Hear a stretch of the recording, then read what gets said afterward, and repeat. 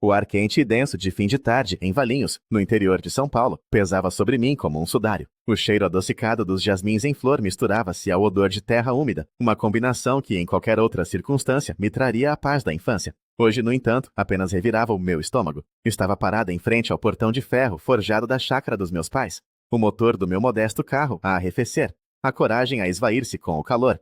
Nas minhas mãos, um presente embrulhado com um papel artesanal japonês, de um azul profundo salpicado de ouro, e no banco do passageiro, a minha contribuição para a festa, uma torta de limão siciliano, a receita da minha avó. Ao longe, ouvia-se o som abafado de uma banda de bossa nova e o tilintar de copos, pontuado por gargalhadas forçadas. Era o aniversário de 70 anos da minha avó, Amália, um evento que a minha mãe, Helena, vinha a planear há um ano como se fosse uma coroação real. Apesar de anos de dissonância familiar, de me sentir uma nota fora do tom, na sinfonia perfeita dos Almeida, eu viera com uma centelha de esperança. Este ano talvez fosse diferente. Mal podia Mata imaginar que, dentro de poucas horas, estaria a fugir de volta para a cidade, as lágrimas a desfocarem as luzes da estrada, depois de o meu irmão, Leonardo, ter orquestrado a minha humilhação pública, com a precisão de um maestro. Antes de contar o que aconteceu a seguir, permita-me pintar o quadro da minha família. Como a filha do meio, com 32 anos, imprensada entre Leonardo, o herdeiro de 36, e Isabela, a caçula de 28, aprendi desde cedo que o afeto familiar não é um recurso distribuído equitativamente. Desde o nascimento, Léo foi o sol em torno do qual o nosso sistema familiar orbitava. Roberto e Helena, os meus pais, construíram uma hierarquia de afeto clara e inabalável. Léo no topo, o príncipe coroado, Isabela, a bela, a encantadora e mimada caçula, e eu, Sofia, a intelectual, a observadora silenciosa, perdida num limbo invisível. A minha primeira memória da crueldade calculada de Léo remonta à quarta série. Passei semanas a trabalhar num diorama para a Feira de Ciências, um modelo detalhado do ecossistema da Mata Atlântica, com rios de papel celofane e miniaturas de animais que moldei em argila. Estava imensamente orgulhosa. Na véspera da feira, encontrei-o esmagado no chão do meu quarto, a argila partida, o celofane rasgado. Quando os meus pais correram para o meu quarto, atraídos pelos meus soluços, Léo já lá estava, com uma expressão de falsa preocupação. A Sofia ficou frustrada porque não estava perfeito. Mentiu ele com uma suavidade desarmante. Eu tentei ajudar a arrumar, mas ela empurrou-me e destruiu tudo. Apesar dos meus protestos desesperados e das lágrimas que me inundavam o rosto, os meus pais acreditaram nele. Acreditaram sempre. Naquela noite chorei até adormecer, enquanto ouvia o meu pai na garagem a ajudar Léo a construir um vulcão de bicarbonato de sódio de última hora. No dia seguinte, Léo ganhou a fita azul com um projeto que o meu pai praticamente fizera por ele. E eu fui para a escola de mãos vazias e com o coração em pedaços. Este padrão de sabotagem e manipulação repetiu-se ao longo da minha infância e adolescência. Quando entrei para a lista de honra no ensino médio, Léo sugeriu aos meus pais que eu provavelmente colara nas provas, pois a Sofia não é tão inteligente assim, é mais esforçada. Quando fui convidada para a festa de formatura pelo rapaz, por quem eu era apaixonada há anos, Léo comentou casualmente com ele que me tinha ouvido a falar mal dele para as minhas amigas. O meu par cancelou 3 dias antes da festa. A universidade deveria ter sido a minha salvação, o meu exílio autoimposto na capital, onde me dediquei à história, à minha paixão. Mas as férias e as festas de família arrastavam-me sempre de volta para a mesma atmosfera tóxica.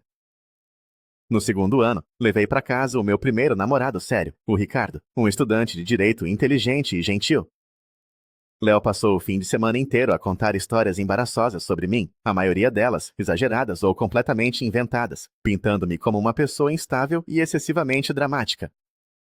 Ricardo terminou comigo uma semana depois, dizendo que eu vinha de um ambiente demasiado complicado. Após a formatura, enquanto os meus pais celebravam a entrada de Léo para a direção da empresa da família, uma gigante do agronegócio, e financiavam o lançamento do blog de moda de Isabela, o meu doutoramento em História do Brasil Colonial era visto como um passatempo excêntrico e pouco prático. Mas o que é que vais fazer com isso, minha filha? Perguntava a minha mãe com genuína perplexidade. Vais dar aulas para uma dúzia de alunos desinteressados. O Léo acabou de fechar um contrato de exportação milionário. A minha relação com a minha prima Camila acrescentava outra camada de dor a esta dinâmica familiar. Em tempos fomos inseparáveis, quase irmãs, até que a nossa avó Amália sofreu um pequeno AVC há 5 anos. A avó, nos seus momentos de maior lucidez, sempre me prometera a sua antiga penca de balangandãs, uma peça de prata maciça, relíquia de família, que viera da Bahia com a nossa bisavó. Ela contava-me histórias sobre cada um dos pequenos amuletos. A figa para afastar o mal-olhado, o peixe para a fertilidade, a romã para a fortuna. Era um elo tangível com as nossas raízes, um símbolo de uma herança que eu, como historiadora, valorizava profundamente. No dia seguinte ao AVC da avó, quando a família se reuniu na chácara, fui ao seu quarto para ver a penca, que ela guardava numa caixa de veludo. Tinha desaparecido. Mais tarde, naquele mesmo dia, vi-a pendurada no pulso de Camila, a brilhar sob o sol da tarde. Quando a confrontei, com o coração na boca, ela afirmou que a avó lhe tinha dado em segredo, num momento de clareza. Embora eu soubesse que era mentira, a memória da avó já estava demasiado comprometida para tal ato. A família ficou do lado de Camila. A minha mãe sugeriu que eu estava a confundir as coisas por causa do estresse. E o meu pai disse-me para não criar problemas num momento tão delicado. Desde então, em todas as reuniões de família, Camila usava a penca de balangandãs.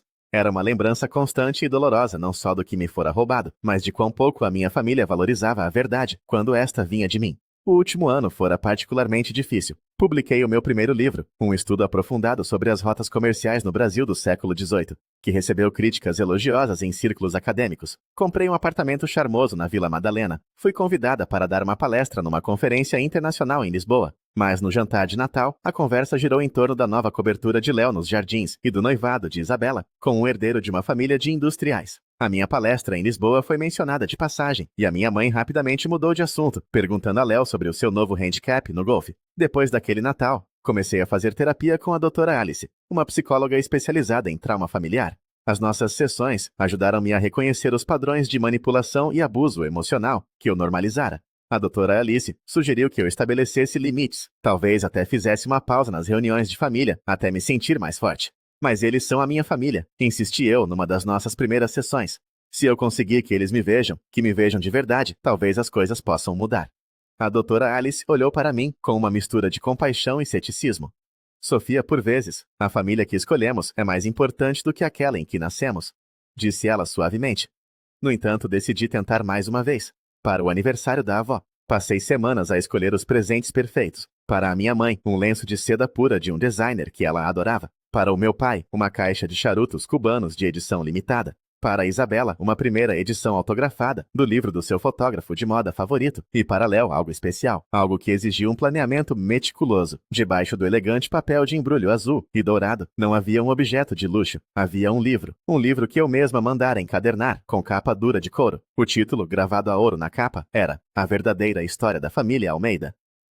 No interior não havia uma genealogia gloriosa, mas uma compilação de provas que eu reunira ao longo dos anos. Cópias de e-mails em que eliminava a minha credibilidade junto dos pais. Capturas de ecrã de mensagens, em que se gabava a amigos de como era fácil manipular-me. Uma transcrição de uma conversa que gravei no ano anterior, em que ele admitia a um amigo ter inventado a história que levou ao fim do meu namoro com Ricardo. E, por fim, uma cópia autenticada do testamento original da minha avó, redigido antes do seu declínio cognitivo, onde a penca de balangandãs era inequivocamente deixada a mim. Passei semanas a debater-me se devia ou não levar este presente.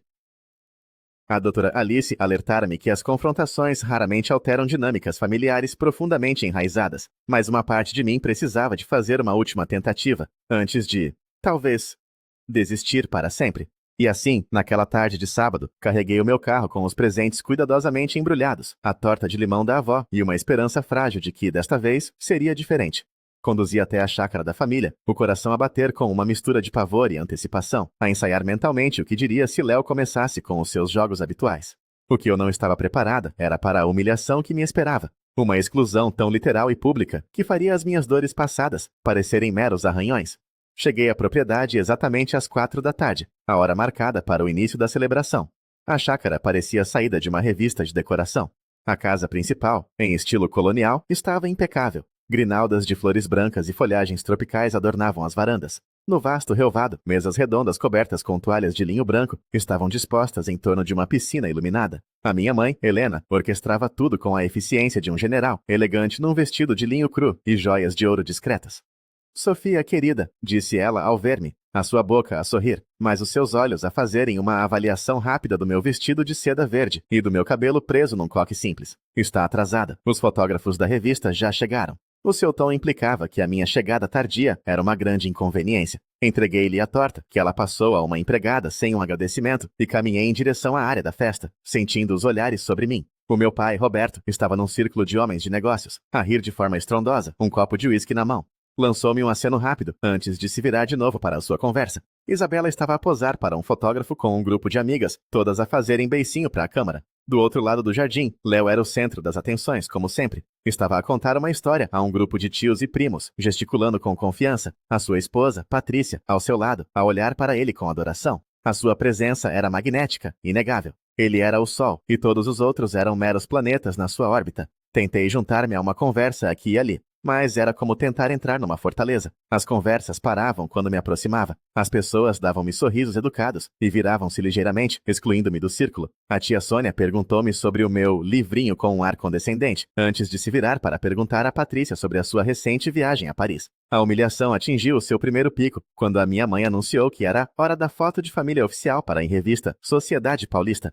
Ela começou a organizar todos em frente a uma parede de buganvilhas. Roberto e eu ao centro, com a mamã sentada na poltrona. Comandou ela. Léo e Patrícia à nossa direita. Isabela e o noivo, o Gustavo, à nossa esquerda. Ela posicionou os tios e primos em redor, criando uma composição perfeita. Depois deu um passo atrás, a avaliar a cena com um olhar crítico. Mãe, disse eu aproximando-me. Onde é que eu fico? Ela piscou como se só agora se lembrasse da minha presença. Ah, Sofia, querida, o enquadramento está um pouco apertado. O fotógrafo disse que fica melhor com um número mais restrito. Ela olhou para o fotógrafo, que assentiu embaraçado. Por que não ficas aqui ao lado e certificas-te de que o cabelo da avó está no lugar? Fiquei paralisada, excluída da fotografia de família oficial, relegada ao papel de assistente. Engoli o nó na minha garganta e observei, enquanto o flash disparava, capturando a imagem da família Almeida, feliz e perfeita. Uma família da qual, aparentemente, eu não fazia parte. Mais tarde, enquanto ajudava uma empregada a arrumar os aperitivos numa mesa, Léo aproximou-se de mim. Ele olhou-me de cima a baixo com o seu sorriso de superioridade habitual. Esse vestido verde é uma escolha ousada, disse ele, alto o suficiente para os parentes próximos ouvirem. Faz-te parecer um pouco pálida, mas suponho que no mundo acadêmico a moda não seja uma prioridade, pois não? Forcei um sorriso. Como vão os negócios, Léo? Ouvi dizer que o preço da soja está a complicar as coisas. Os seus olhos estreitaram-se ligeiramente. Para os amadores, talvez. A nossa carteira nunca esteve tão forte. Ele inclinou-se para mais perto, baixando a voz para um sussurro conspiratório. Como vai a terapia? A mãe mencionou que andas a tratar dos teus problemas. O calor subiu-me ao rosto. As minhas sessões de terapia eram privadas. Tinha-as mencionado em minha mãe num raro momento de vulnerabilidade, esperando por empatia. Estou ótima, obrigada. Respondi, a voz tensa enquanto arrumava canapés no prato com uma força desnecessária. Léo soltou uma risada baixa, satisfeito por ter conseguido uma reação. Fico feliz em ouvir. Estávamos todos um pouco preocupados com a tua estabilidade. Ele deu-me uma palmadinha condescendente no ombro e voltou para junto da sua esposa. Do outro lado do jardim, vi Camila a rir de algo que o seu namorado dissera, a mão a tocar distraidamente na penca de balangandãs no seu pulso.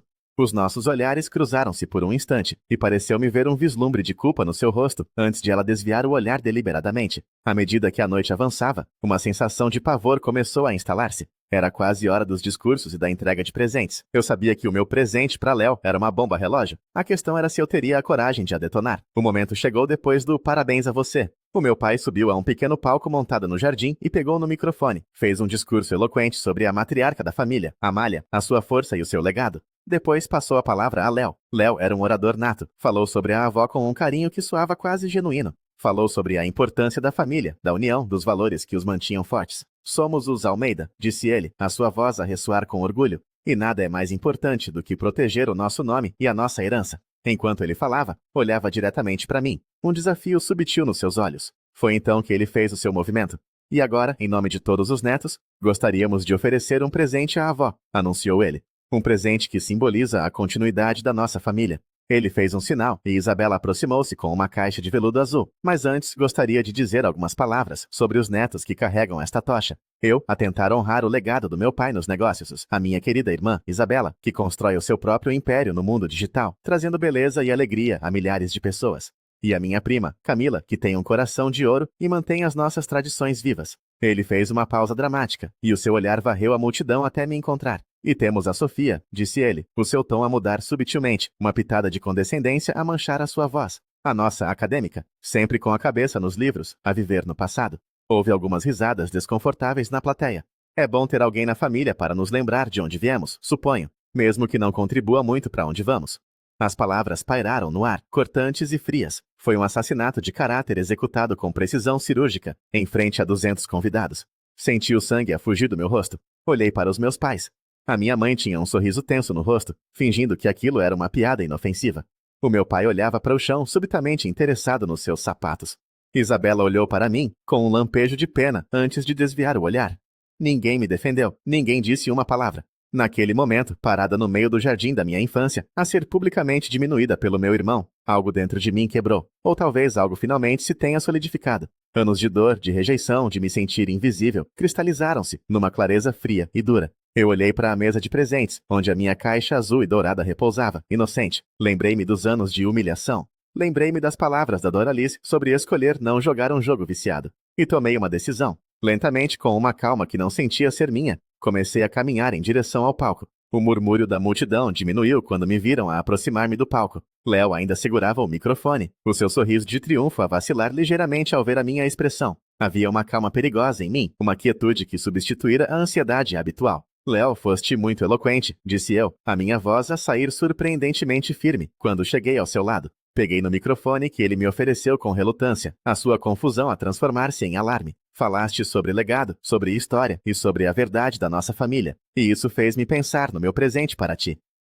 Virei-me para a plateia. Os rostos dos convidados eram uma mistura de curiosidade e desconforto. Os meus pais pareciam petrificados. Como o Léo tão gentilmente salientou, eu sou a historiadora da família. Continuei, a minha voz a ecoar no silêncio do jardim. E o que os historiadores fazem é pesquisar. É descobrir a verdade por detrás das narrativas convenientes. É desenterrar factos que foram deliberadamente enterrados. Fiz um sinal a um dos empregados que, confuso, me trouxe o presente embrulhado da mesa. Segurei-o por um momento. Léo, este é para ti. Pensei muito no que te dar. O que se dá ao homem que tem tudo? Ao filho perfeito, ao empresário de sucesso, ao irmão mais velho exemplar. Olhei diretamente para ele, e pela primeira vez na minha vida, vi medo nos seus olhos. Decidi dar-te a única coisa que te falta, a verdade. Entreguei-lhe o livro. Ele pegou nele como se estivesse a pegar numa serpente. As suas mãos tremiam ligeiramente. O que é isto? Sibilou ele, a sua fachada de charme a desmoronar-se. Abre, sugeri eu. Ou melhor ainda, deixe-me contar a todos o que está lá dentro. É um livro de história, a nossa história, a verdadeira. A minha mãe, Helena, levantou-se abruptamente. Sofia, já chega, estás a fazer uma cena, desce já daí. Ignorei-a. Neste livro, Léo, vais encontrar algumas coisas fascinantes. Por exemplo, a transcrição de uma conversa tua de há uns anos, em que te gabas de ter espalhado rumores sobre o meu primeiro namorado, o Ricardo, para que ele acabasse comigo. Lembras-te disso? O rosto de Léo ficou pálido. Ricardo, por coincidência, estava na plateia, um convidado do seu sócio. Viu-a endireitar-se na sua cadeira, a expressão a mudar de confusão para uma compreensão chocada. Vais encontrar também cópias de e-mails que enviaste aos nossos pais ao longo dos anos, a minar subtilmente as minhas conquistas acadêmicas, a pintar-me como instável e frágil. Tudo para garantir que o teu brilho nunca fosse ofuscado. O meu pai, Roberto, olhou para Léo, uma ruga de dúvida a formar-se na sua testa pela primeira vez. E a minha parte favorita, continuei, a minha voz a ganhar força. É um capítulo dedicado à minha querida prima, Camila. Camila, que estava perto do palco, empalideceu, a sua mão a voar instintivamente para a penca de balangandãs no seu pulso. Nesse capítulo, há uma cópia autenticada do testamento original da avó Amália, o que ela escreveu antes de a sua memória começar a falhar. E adivinha, Camila, a penca que estás a usar foi deixada para mim. Olhei para a minha prima, a minha voz a suavizar-se, mas não a perder a sua firmeza. Mas não te culpo inteiramente, porque o livro também contém mensagens do Léo para ti, a convencer-te de que a avó tinha mudado de ideias, que eu não a queria, que tu a merecias mais. Ele usou o nosso afeto, a nossa história, e manipulou-nos para nos virar uma contra a outra. Camila olhou para Léo, os seus olhos a encherem-se de lágrimas de traição. Léo, é verdade. Léo largou o livro no chão do palco. Isto é um absurdo. Ela está louca. Está a inventar tudo isto. Estou, né? Perguntei calmamente. Então por que não lês o livro em voz alta para todos? Mostra-lhes as provas. Mostra-lhes as tuas próprias palavras. Ele ficou sem fala, encurralado. O silêncio era ensurdecedor. Podia-se ouvir o zumbido dos insetos noturnos, o som distante da cidade. Disseste que eu vivo no passado, Léo, disse eu pegando de novo no microfone.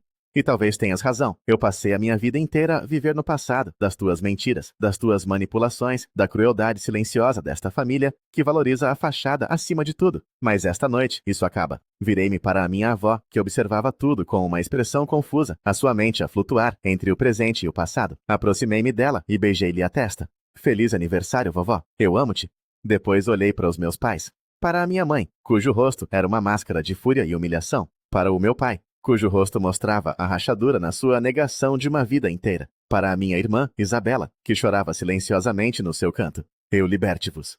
Disse eu, a minha voz a quebrar-se pela primeira vez. não com tristeza, mas com o peso da libertação. Eu liberto-vos do fardo de terem de fingir que se importam, e liberto-me do fardo de passar a minha vida a implorar pelo vosso amor e aprovação. Deixei o microfone cair suavemente no palco. O som do feedback ecoou por um momento antes de ser cortado. Sem olhar para trás, desci os degraus do palco. A multidão abriu-se para mim como o mar vermelho. Ninguém me tocou. Ninguém disse uma palavra. Caminhei pelo relvado, passando pelas mesas perfeitamente arrumadas, pela banda que parara de tocar, pela vida que estava a deixar para trás. Peguei na minha mala do carro, deixando para trás a torta de limão, no banco do passageiro. Ao sair pelo portão de ferro forjado, ouvi o caos a irromper atrás de mim. Vozes altas, acusações, o som de um copo a partir-se. Mas já não era a minha batalha. Conduzi pela estrada escura, as lágrimas finalmente a correrem livremente pelo meu rosto. Não eram lágrimas de tristeza, eram lágrimas de purga. De cada mentira, de cada humilhação, de cada vez que me fizeram sentir que eu era menos. A mulher que chegara àquela festa naquela tarde, desesperada por um lugar à mesa, já não existia. Ao expor a verdade da minha família, eu não os tinha destruído. Eu tinha me encontrado, e estava, pela primeira vez na minha vida, livre. 20 minutos depois de deixar a chácara, dei entrada no Grand Hyatt, no coração de São Paulo. Era um dos poucos lugares que pareciam suficientemente anônimos e impessoais para a minha necessidade súbita de refúgio. O lobby era um oásis de calma e luxo discreto, um contraste gritante com o drama que eu deixara para trás. Só para si esta noite? Perguntou a recepcionista, uma jovem com um sorriso profissional e um crachá que dizia Mariana. Sim, respondi subitamente consciente da minha aparência. Um vestido de festa de seda, o cabelo ligeiramente desfeito, sem bagagem para além da minha mala de mão. Os planos mudaram. A expressão de Mariana permaneceu neutra, mas havia uma centelha de compreensão nos seus olhos. Claro, atribuí-lhe um quarto no andar alto, com vista para a ponte estaiada. O nosso restaurante fica aberto até a meia-noite, se desejar. Agradeci-lhe pela sua descrição e peguei no cartão do quarto. No silêncio do elevador, olhei para o meu reflexo no espelho. Parecia uma estranha. Havia uma nova determinação no meu olhar, uma ausência da habitual sombra de ansiedade. No quarto, tirei os sapatos de salto alto e sentei-me na beira da cama king size, a olhar para as luzes cintilantes da cidade. O meu telemóvel, que eu tinha silenciado, começou a vibrar incessantemente na minha mala. Ignorei-o. Tomei um duche longo e quente, sentindo a água a levar não só a sujidade do dia, mas também o peso de anos de fingimento. Vesti o roupão de banho felpudo do hotel e finalmente peguei no telemóvel. Havia dezenas de chamadas perdidas e uma torrente de mensagens. A primeira era de Isabela. Sofia, o que é que fizeste? A mãe está a ter um ataque. O papai e o Léo estão a gritar um com o outro no escritório. Estás bem? Onde estás? Apaguei a mensagem. Depois, uma mensagem de voz da minha mãe. A sua voz um silvo de fúria contida.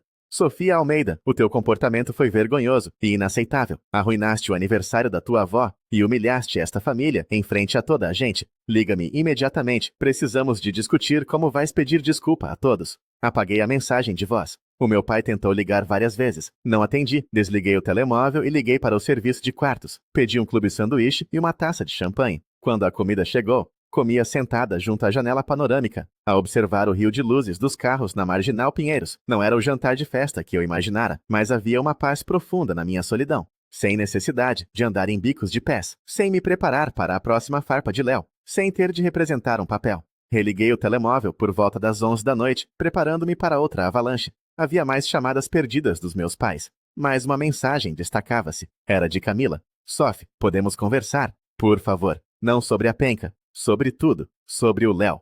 Hesitei por um longo momento. Depois digitei uma resposta curta. Amanhã, suplice café nos jardins. 10 horas.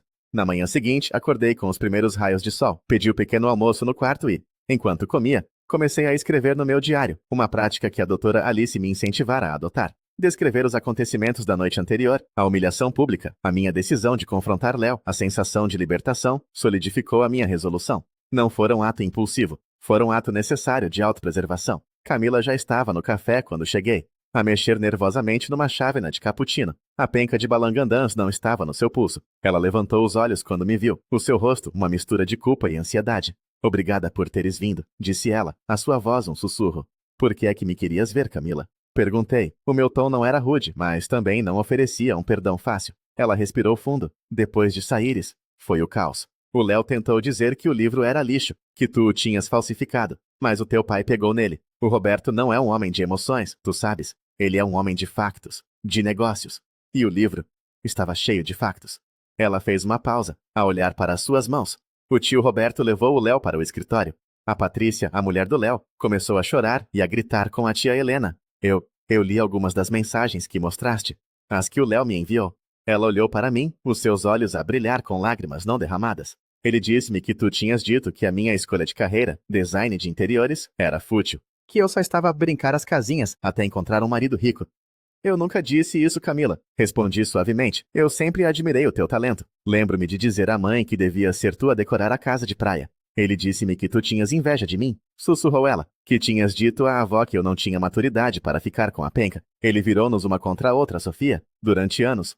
Conversamos durante quase 2 horas, a desvendar uma teia de mentiras e mal-entendidos que Léo tecera habilmente. Camila contou-me que Patrícia tinha saído da chácara no meio da noite, depois de encontrar no livro provas de que Léo também a traía financeiramente, desviando dinheiro de uma conta conjunta. A tia Helena continua a dizer que tu exageraste, que lavaste roupa suja em público, disse Camila, mas o tio Roberto. Pela primeira vez, eu vi-o enfrentar a tia. Ele disse que eles foram negligentes, que permitiram que o Léo se tornasse um monstro debaixo do seu próprio teto.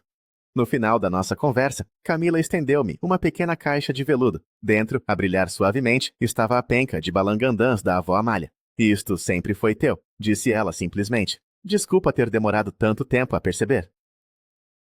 Nas semanas que se seguiram, o meu telemóvel continuou a ser um barômetro da crise familiar. As mensagens da minha mãe passaram de exigências de desculpas a tentativas desesperadas de restaurar o status quo. Podemos esquecer tudo isto se simplesmente falares com o teu irmão. As famílias têm desentendimentos, mas precisamos de nos manter unidos. Estás a exagerar por causa de um discurso infeliz. O meu pai, surpreendentemente, adotou uma abordagem diferente. As suas primeiras mensagens pediam-me para ligar à minha mãe, mas gradualmente mudaram de tom. Estive a pensar no que aconteceu, escreveu ele 3 dias depois da festa. Eu falhei contigo, devia ter te defendido. Isabela ligou-me na semana seguinte, a voz embargada. O Léo e a Patrícia vão divorciar-se, disse ela sem rodeios. E o papá contratou uma auditoria externa para as empresas. Parece que o que estava no teu livro era só a ponta do iceberg. Lamento ouvir isso, disse eu, e era verdade. A queda de Léo não me trazia alegria, apenas uma profunda tristeza pelo desperdício e pela dor causada. Eu devia ter dito alguma coisa na festa, confessou Isabela, quando o Léo fez aquele discurso.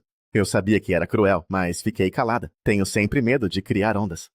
Não disseste. Concordei sem lhe dar a absolvição que ela talvez procurasse. Podemos almoçar um dia destes? Perguntou ela, hesitante. Eu gostava de tentar ser uma irmã melhor. Prometi que pensaria no assunto. A comunicação mais inesperada veio da minha tia Sônia, que sempre fora uma aliada leal da minha mãe. Ela enviou-me uma carta manuscrita uma semana depois. Os acontecimentos no aniversário da Amália fizeram-me refletir sobre a forma como todos nós te tratamos ao longo dos anos. Escreveu ela. Fui cúmplice na minha passividade, permitindo que a narrativa do Leonardo se tornasse a única verdade. Gostaria de pedir desculpa e espero que um dia me deis a oportunidade de conhecer a sobrinha, que nunca me permiti verdadeiramente ver. Nem todos se manifestaram. Léo desapareceu, presumivelmente a lidar com as consequências legais e pessoais das suas ações. Vários tios e primos mantiveram-se em silêncio, provavelmente escolhendo o lado da minha mãe ou simplesmente evitando o drama. 2 semanas depois da festa, tive outra sessão com a doutora Alice. Contei-lhe tudo. Como te sentes agora em relação à tua decisão?